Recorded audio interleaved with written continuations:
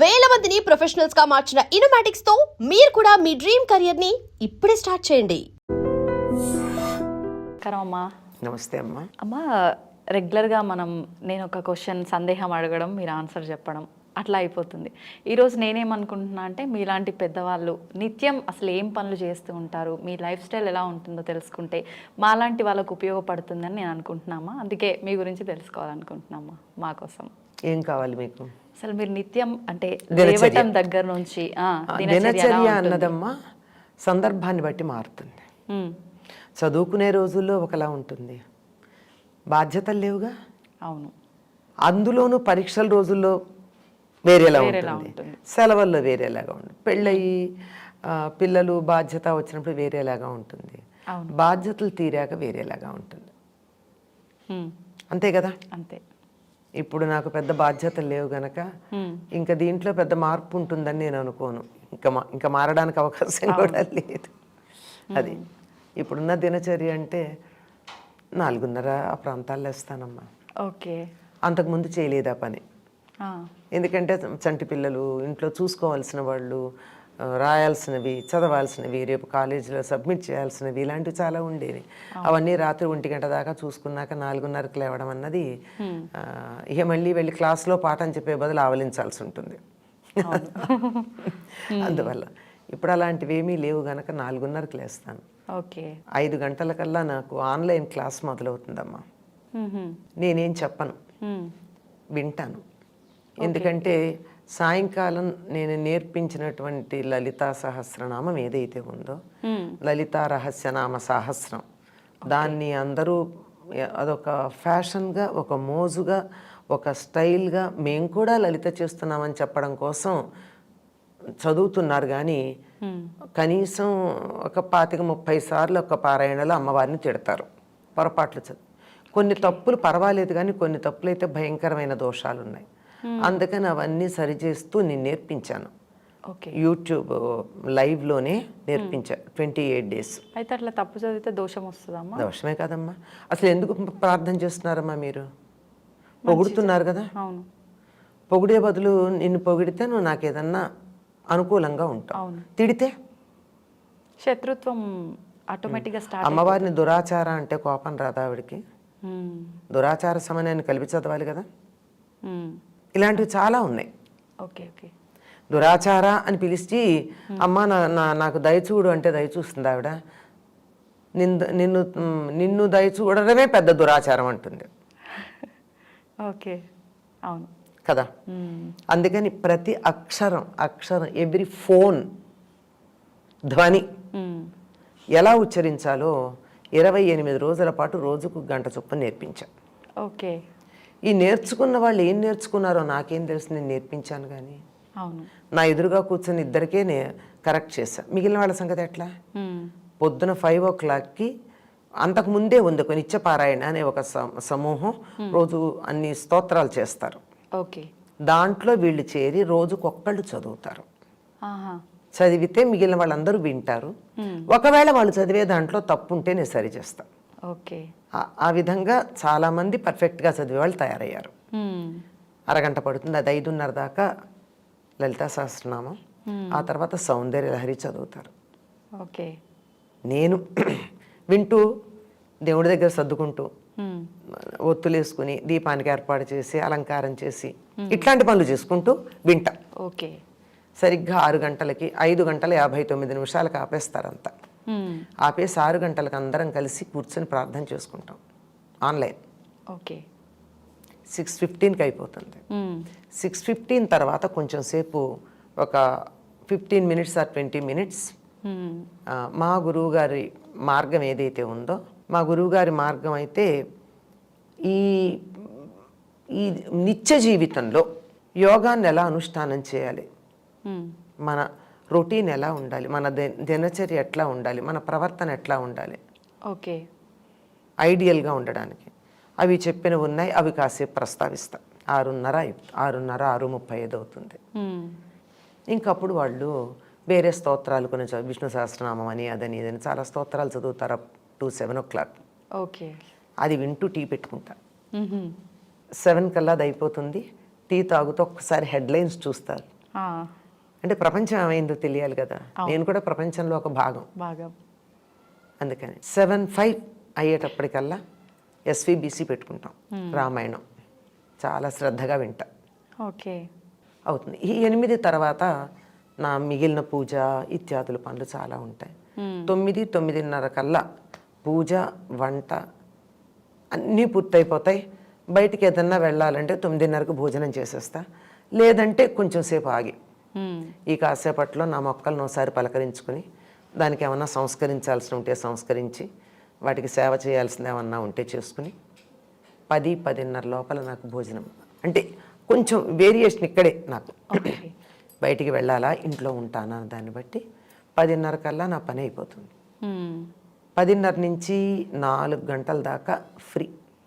Okay. అంటే బయట చదువుకోవడం రాయడం, నేను ఆర్టికల్స్ రాసుకుంటాను కదా, అవి రాసుకోవడం కానీ మాట్లాడడం కానీ ఏదో వేరే పనులు ఎన్నో చాలా ఉంటాయి కదా, అవును. ఇవన్నీ చేసుకుని 4:30 కల్లా మళ్ళీ నేను జూమ్లో కూర్చుంటాను, రామాయణం చెప్తా.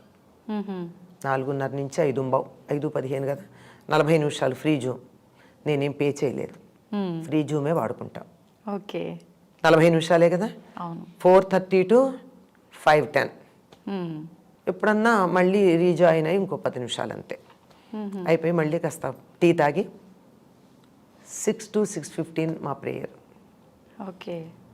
అయ్యాక 6:30కి మళ్ళీ కూర్చుని కొంతకాలం సౌందర్యలహరి చెప్పాను, కొంతకాలం లలితా సహస్రనామం నేర్పించాను. ప్రస్తుతం కొంచెం ఇర్రెగ్యులర్గా ఉంది, ఎందుకంటే మా ఇల్లు ఇబ్బంది 4 రోడ్ల కూడల్లో ఉంటుంది, కార్నర్లో. ఈ ఊరేగింపులు అవి మాకు చాలా డిస్టర్బెన్స్, అస్సలు అవ్వట్లేదు నా పని. ఇక మళ్ళీ మొదలు పెట్టుకుని ఇంకా అయిపోయింది కదా, మళ్ళీ అవి మొదలు పెట్టేస్తాను 6:30 కల్లా జూమ్లోనే. ఎంతమంది ఉంటారమ్మా?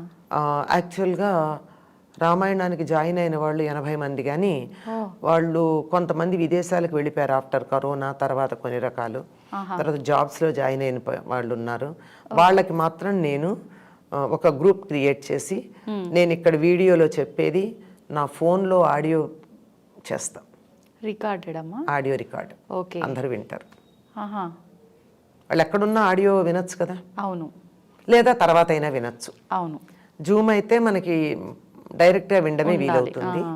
ఈ 6:30 దానికి అవేం చేయను, ఇది ఒక్కటే వాళ్ళకి మేము ఒక ఆఫీసులకు ఇబ్బందిగా ఉంది, అప్పుడు కరోనా టైంలో మాకు ఇబ్బంది లేదు కనుక విన్నాము, ఇప్పుడు మాకు ఎట్లా మాకు రామాయణం మీద ఆ మమకారం పోలేదు అంటే అది మందరం చెప్తాను. వాసుదాస్ గారిది, అదెవరు పెద్దగా చెప్పింది కాదు. వాల్మీకి రామాయణానికి యథాతథమైనటువంటి అనువాదం, పద్యాల్లో చాలా అందంగా అనువాదం చేసి మనకి ఎక్కడన్నా అనుమానాలు ఉంటాయో వ్యాఖ్యానం కూడా చేశారు ఆయన. మంచేత అది ఈ 6:30 to 7:30 ఒకదాని తర్వాత ఒకటి రకరకాల క్లాసులు తీసుకుంటూ ఉంటా. ఈ మధ్యకాలంలో చాలా బ్రేక్ అయింది, ఓకే. ఎందుకంటే ఈ గొడవలు కొన్ని, తర్వాత నేను ఏదన్నా ఊళ్ళకి వెళ్ళడం, నేను తిరుగుతూనే ఉంటాను, దానివల్ల అలా వెళ్ళినప్పుడు మాత్రం ఇక్కడ బ్రేక్ అవుతూ ఉంటుంది. ఇక 7:30కి అయిపోతుంది. ఇంకా నా పని ఏముందమ్మా, రాసుకోవడమో చదువుకోవడమో, కబుర్లు చెప్పడానికి కూడా ఎవరు లేరు ఇప్పుడు, ఎవరన్నా పిల్లలు వస్తేనే తప్ప ఈ రొటీన్ ఉంటుంది. ఓకే. అయితే ఎక్కువగా ఏ గ్రూప్ వాళ్ళు ఉంటారమ్మా ఇప్పుడు మీరు చెప్పే రామాయణం క్లాస్లో, ఈ జూమ్ మీటింగ్? రామాయణానికి మాత్రం మొదట అన్ని ఏజ్ గ్రూపులు ఉండేవాళ్ళమ్మా, ఇప్పుడు తక్కువ మంది ఉంటున్నారు వేరే. అయితే నేను 4:30కి మొదలు పెడితే చిన్నపిల్లలు కొంతమంది 4:45కి చేరతారు. అంటే స్కూల్ అయిపోయి ఇంటికి వచ్చి పిల్లలు కూడా వాళ్ళు మధ్యలో చేరతారు. చేరి నేను నమస్కారం పెట్టి నేను చెయ్యిట్లా అనే దాకా నమస్కారం పెట్టేలాగే కూర్చుంటారు ఇద్దరు. ఓకే. పెద్దవాళ్ళు ఉన్నారు చాలామంది. ఈ నేను వాట్సాప్ గ్రూప్లో పంపించే వాళ్ళందరూ 30 to 50 ఏజ్ మధ్య వాళ్ళు. ఓకే. వాళ్ళు జాబ్స్లో ఉన్నారు, మాకు వర్క్ ఫ్రమ్ హోమ్ కుదరట్లేదు, తర్వాత అవ్వట్లేదు, వర్క్ ఫ్రమ్ హోమ్ లేదు, విదేశాలకు వెళ్ళిపోయిన వాళ్ళు ఉన్నారు, రెగ్యులర్గా ఆఫీస్కి వెళ్ళాల్సిన వాళ్ళు ఉన్నారు. మరి వాళ్ళ కోసం మాత్రమే ఇది నేను ఆడియో పెడతాను. ఓకే. ఆ తర్వాత అయినా వింటారు వాళ్ళు, రాత్రికి వింటారు, రాత్రి ఎప్పుడో విన్నామని చెప్పడమో లేకపోతే నమస్కారం పెట్టడం లాంటివో చేస్తారు కనుక అది ఇట్స్ రన్నింగ్ అని తెలుస్తుంది. ఇది ఈ మధ్యాహ్నమే ఈ 11-4 మధ్యనే ఏదో రాసుకోవడం చదువుకోవడం ఇలాంటి ఎప్పుడన్నా ఇదిగో మీలాంటి వాళ్ళు పిలిస్తే వచ్చి ఇట్లా కాసేపు మాట్లాడడం ఇవన్నీ జరుగుతాయి. ఓకే. కానీ 4:30 to 7:30 నేను ఎవరికి టైం ఇవ్వనమ్మా. అలాగే పొద్దున ఇవ్వను. పొద్దున 5 to 8 99% ఫోన్ తీయను, సైలెంట్లో పెట్టి పక్కన ఉంటుంది. 7 వరకు అయితే అస్సలు తీయను. 7 to 8 అయితే సైలెంట్లో పెట్టి పక్కన ఉంటుంది. కొన్ని ఎమర్జెన్సీ కాల్స్ వచ్చే పాసిబిలిటీ ఉన్నాయే అవి మాత్రమే కనపడితే ఆన్ చేస్తా, లేకపోతే చేయను. ఆఫ్టర్ 8 నేను ఎవరితోన్నా మాట్లాడితే. ఓకే. మీతో రెగ్యులర్గా అంటే టచ్లో ఉన్న వాళ్ళకైతే ఈ టైమింగ్స్ చాలా మందికి తెలుసు. నేను 8 దాకా 8:10 అయ్యా 8:05 8:10 ఎప్పటికి వచ్చేస్తాయి నాకు ఫోన్స్ అన్ని. ఓకే. పొద్దున అన్నీ ఒకదాని తర్వాత ఒకటి. యూజువల్ అప్పుడే చేస్తాను. ఈవినింగ్ కూడా మధ్యాహ్నాలు కూడా పెద్దగా చేయరమ్మా. కారణం ఏంటంటే నేను ఇంట్లో ఉండను, తిరుగుతూ ఉంటాను, కాళ్ళ కింద చక్రాలు ఉన్నాయని తెలుసు కదా, ఇవాళ ఇక్కడికి వచ్చాను అట్లా. అందుకని ఎప్పుడో కానీ చేయరు. ఎమర్జెన్సీ ఉంటే చేస్తే సైలెంట్లో ఉంటుంది, వాళ్ళకి అర్థమవుతుంది. 2 రింగ్స్కి నేను తీయకపోతే పెట్టేస్తారు, తర్వాత ఎప్పుడో నెమ్మదిగా కాల్ బ్యాక్ చేస్తారు. ఓకే. ఎమర్జెన్సీ అయితే మెసేజ్ పెడతారు. ఓకే. అయితే చిన్నపిల్లలు కూడా ఉన్నారని అంటే అసలు నిజంగా గ్రేట్ అమ్మా. ఇప్పుడు ఇవాళ రేపు ఎవరు వినడానికి ఇంట్రెస్ట్ చూపిస్తున్నారమ్మా? చాలా తక్కువ. 2 పిల్లలమ్మా, వాళ్ళ అమ్మతో పాటు వచ్చి కూర్చుంటారు, వాళ్ళ అమ్మ కూర్చుంటుంది. వాళ్ళ అమ్మ కూడా ఈ మధ్యలో 4:30కి జాయిన్ అవటల్లా, పిల్లలతో పాటు పిల్లలు వచ్చాక వాళ్ళకి ఏదో మంచి ఇది ఇస్తూ ఉంటుంది. ఏదో కాస్త వాళ్ళు ఒక్కోసారి ఫుల్ డ్రెస్ కాకుండా కూడా వచ్చి కూర్చుంటారు ఆ పిల్లలు. వచ్చి నేను ఇలా అనేదాకా వెయిట్ చేస్తాను, దండం పెడుతూ కూర్చుని. చాలా తక్కువ మంది కదమ్మా, చాలా తక్కువ మంది 2 పిల్లలు. ఇంకొక ఆవిడకైతే మనవడు అమ్మమ్మ నమస్కారం అని అంటూనే ఉంటాడు నేను అనేదాకా. అందుకని ముందర రాగానే వాడు నమస్కారం తీసుకున్నాకే క్లాస్ మొదలు పెట్టుకుంటాను నేను. ఓహో. అయితే అసలు అంటే ప్రతి ఒక్కరూ ఇట్లాంటి ఒక balanced life time to time follow అవ్వాలని అనుకుంటారు, కానీ చాలా తక్కువ మంది అమ్మ ఫాలో అయ్యే. అమ్మ అవ్వాలంటే కూడా కొంచెం ఇబ్బంది. ఇప్పుడు ఎందుకంటే నేను ఇంత స్ట్రిక్ట్, ఈ రొటీన్ నాకు ఇంతకు ముందు లేదు కదా. అవును. ఎప్పటి నుంచి అమ్మ, ఎప్పటి నుంచి మీకు ఈ రొటీన్ అనేది స్టార్ట్ అయ్యింది? ఇది నాకు ఈ రొటీన్ స్టార్ట్ అయ్యి 4 ఏళ్ళు అయిందంటే. నేను స్టార్ట్ అయ్యింది లోపల కరోనా వచ్చింది. అప్పటి వరకు నాకేంటంటే my routine is dependent on others. Okay. మా పిల్లల డెలివరీస్ అనుకోండి, నేను 4:30 క్లాస్లో కూర్చుంటానంటే అప్పటికి ఇంత జూమును గూగుల్ లేవు. ఓకే. ఇంత పాపులర్గా లేవు కదమ్మా అప్పుడు. అవును, లేవు. అందువల్ల మావంతా డైరెక్ట్ క్లాస్లే. 6:30కి మాత్రం తప్పనిసరిగా నేను ఏదో ఒక దేవాలయంలో ప్రవచనం చెప్తూ ఉండేదాన్ని 99%. ఓకే. ఇక మిగిలిన టైం అయితే ఇవి డెలివరీస్ అయినప్పుడు కానీ, బాలింతలను అటెండ్ అయ్యేటప్పుడు కానీ, ఇంట్లో వాళ్ళకు ఒంట్లో బాగుండినప్పుడు కానీ నేను ఈ రొటీన్ ఫాలో అవుతానని వాళ్ళని ఇబ్బంది పెట్టలేను కదమ్మా. అవును. మామూలుగా 10ంటికి ఉండే కాలేజ్ ఎగ్జామినేషన్స్ టైంలో 8:30కి మేము అక్కడ రిపోర్ట్ 8కే ఉండాలి నేను ఇన్ఛార్జిగా ఉన్నప్పుడు. 8 కల్లా కాలేజీలో ఉండాలంటే నేను స్ట్రిక్ట్గా ఇదే చూస్తాను ఇదే చేస్తానంటే కుదరదు కదా. అవును. This is all flexible.